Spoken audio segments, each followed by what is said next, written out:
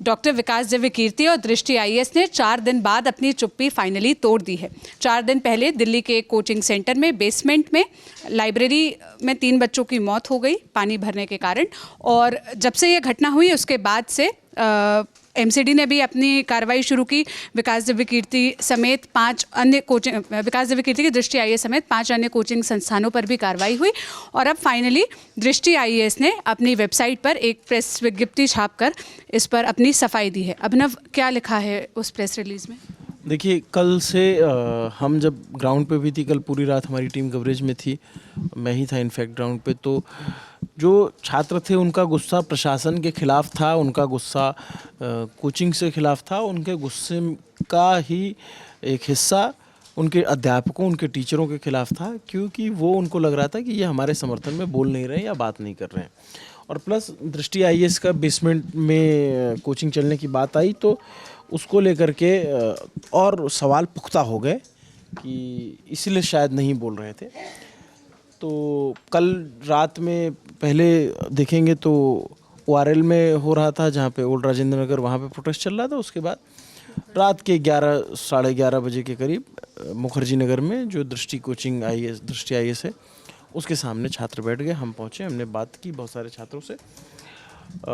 वो हमसे कह रहे थे कि आप उनका पक्ष ज़रूर ले आइए, तो हमने भी कहा था कि उनका पक्ष ज़रूर लाएंगे। लेकिन अभी जो है फ़िलहाल उनकी प्रेस विज्ञप्ति आई है जो इस पूरे मामले पर 3 छात्रों की मौत पे और जो उनके बेसमेंट में कोचिंग चल रही थी उस पर पहला जवाब दिया है। क्या जवाब दिया है वो मैं पढ़ के सुना देता हूँ। ये वेबसाइट है और इस वेबसाइट पे विज्ञप्ति संख्या इतनी प्रेस विज्ञप्ति, ये दृष्टि की वेबसाइट है, यहीं पे प्रेस रिलीज जारी की गई। हो सकता है कोई बयान भी उनका आता हो। इसमें क्या लिखा है पहले मैं उसको बता देता हूँ पढ़ करके। पहली लाइन लिखी है, इधर अगर दिखाएंगे तो, हमें खेद है अपना पक्ष रखने में देरी की। वस्तुतः हम नहीं चाहते थे कि अधूरी जानकारी के आधार पर कुछ कहें। इस देरी के लिए हम हृदय से क्षमा प्रार्थी हैं।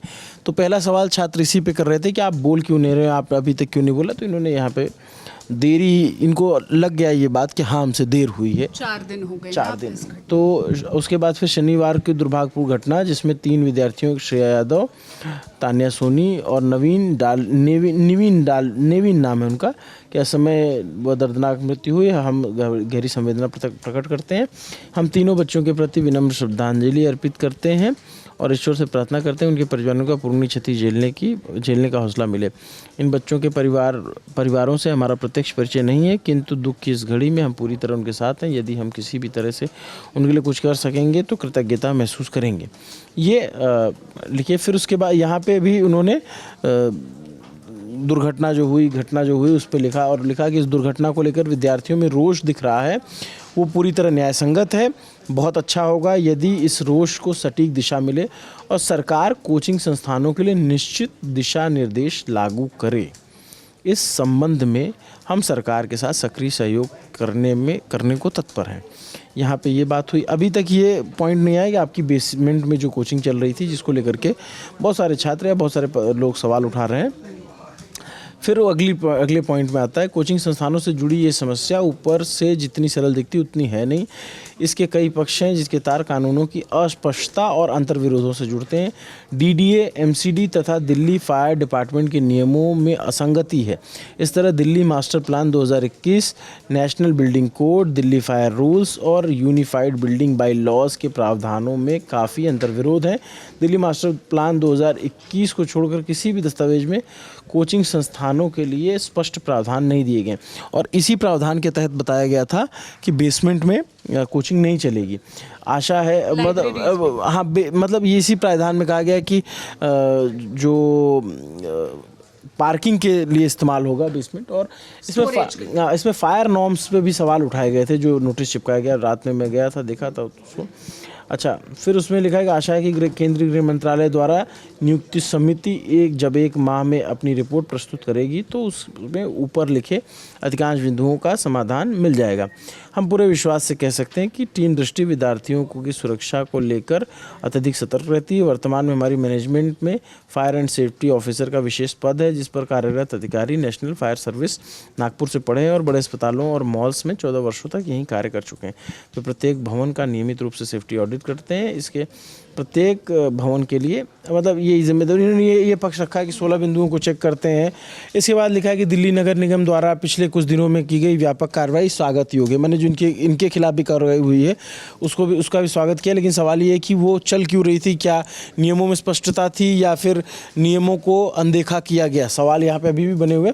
इस समस्या का स्थायी समाधान ये है कि दिल्ली सरकार 3-4 क्षेत्रों को चुनकर इन कोचिंग संस्थानों के लिए नियत करे और उसके बाद अगर क्लासरूम, लाइब्रेरीज, होटल, हॉस्टल खुद तैयार कराएगी तो न ज़्यादा किराए की समस्या रहेगी, न ही सुरक्षा के बड़े जुड़े प्रावधान होंगे। मतलब एक सुझाव दिया है कि भाई जो बच्चे यहाँ पे पीजीज में, लॉज में रहते हैं, सरकार ब्रोकरेज देना पड़ता है, ऐसे कमरों में रहते हैं जहाँ लाइट नहीं इस विषय की जटिलता को स्पष्ट करने के लिए हम जल्दी एक विस्तृत विश्लेषण लेख या वीडियो जारी करेंगे ताकि सभी विद्यार्थियों व अन्य हितधारकों को भी सभी पक्षों का अनुमान हो सके। हमें विश्वास है कि जब सारे पक्ष सामने होंगे तब समाधान की सही राह निकलेगी। एक बार फिर यदि जाने अनजाने में हमारी टीम से कोई चूक हुई तो हम उसके लिए पुनः खेद व्यक्त करते हैं। हम विद्यार्थियों की सुरक्षा को लेकर और ज़्यादा सतर्क रहने का भरोसा दिलाते हैं। ये फाइनली विकास दिव्य कीर्ति लास्ट में उन्होंने लिखा है, आभारी विकास दिव्य कीर्ति, इंग्लिश हिंदी दोनों में है।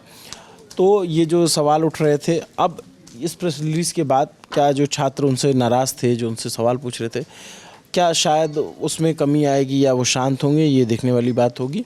लेकिन नाराज़ तो छात्र बहुत ज़्यादा थे और नाराज़गी जाहिर भी है क्योंकि वो एक तरीके से टीचर को अभिभावक मानते हैं और जब उनको लगता है कि हमारे ऊपर कुछ बन कर आई है और हमारे टीचर ही नहीं बोल रहे हैं तो वो सवाल पूछते हैं और वो सवाल सड़कों पर आकर पूछा जाता है, कई दफ़े क्लासरूम के बाहर। तो ये पूरी घटना थी। अब इस पे विकास दिव्य कीर्ति का पक्ष आ गया है। इस पे आगे जो भी डेवलपमेंट होगा हम उसको पहुंचाते रहेंगे। और डॉक्टर विकास दिव्य कीर्ति के अलावा कई ऐसे टीचर्स हैं जिनसे सवाल पूछा जा रहा है जो इन सवालों के घेरे में है। कई इन्फॉर्मेशन देना चाहता हूं दर्शकों को कि एक टीचर और प्रसिद्ध चर्चित हैं अवध ओझा, उनको लेकर के भी बहुत सारे सवाल पूछे जा रहे थे। तो ये हम कल भी आपसे वादा कर रहे थे कि हम पक्ष लाने की कोशिश करेंगे। अवध ओझा सर का जो इंटरव्यू है वो हमने लाइनअप कर रखा है, वो जल्द ही आपको देखने को मिलेगा।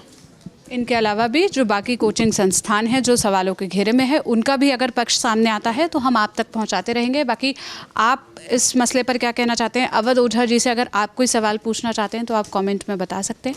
कैमरे के पीछे मेरे साथी जतिन है, मैं सोनल हूँ। लल्लन टॉप से इस मुद्दे पर लगातार कवरेज जारी है, आप हमारे साथ जुड़े रहिए।